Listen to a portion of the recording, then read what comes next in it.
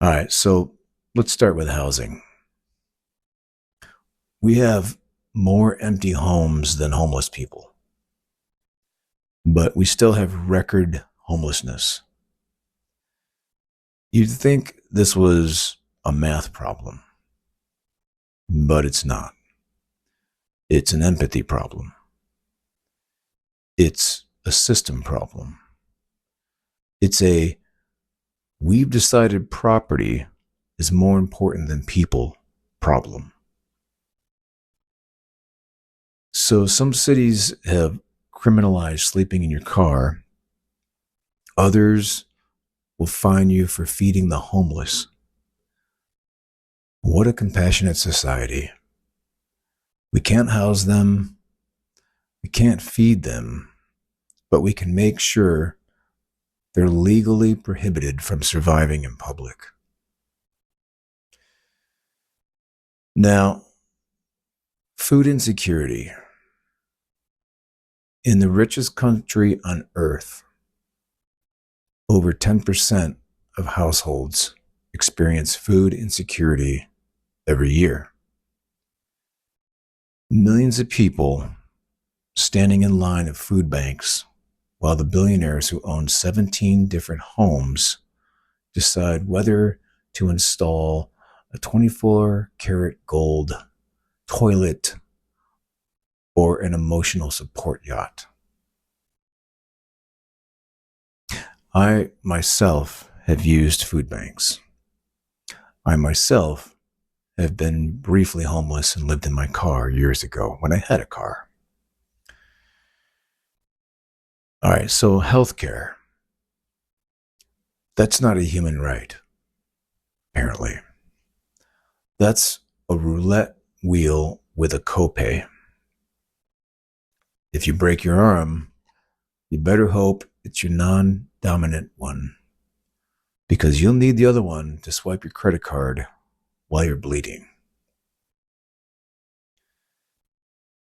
And these days, as many of you know, we have GoFundMe pages standing in for a functioning healthcare system. Think about that. Our society's plan for medical emergencies is crowdfunding. The same platform people use to finance potato salad and ironic vacations is now the default for surviving cancer. And how about water? Let's talk about water for a second. So, in Jackson, Mississippi, they didn't have drinkable water for weeks. Flint still has trust issues and lead in their water. Meanwhile, Nestle bottles millions of gallons from public sources and then sells it back to us. We've monetized existence. In a sane society, these would be red alert emergencies. In ours, it's just another day. So, after food, water, and shelter, Maslow says we need safety. Physical safety, financial safety, medical safety. Hilarious. Safety in this economy? The average person is one missed paycheck away from Googling how to fake your own death. Rent has doubled, but wages haven't budged since Blockbuster was still a thing. Gig workers, independent contractors, are told they're entrepreneurs, but most of them can't afford brakes on their car, let alone health insurance. safety?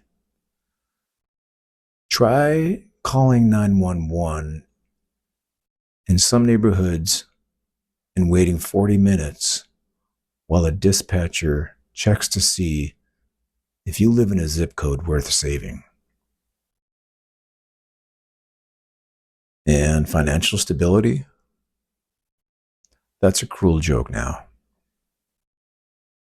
You can have a full-time job and still not afford groceries without side hustling your soul into oblivion. If you're not monetizing your hobbies, your sleep schedule, your personality, or your trauma, are you even participating in the economy anymore? We've turned human beings into productivity units. And mental health? Therapists are either booked solid or cost more than your car payment. Insurance doesn't cover the good ones, but they'll cover pills.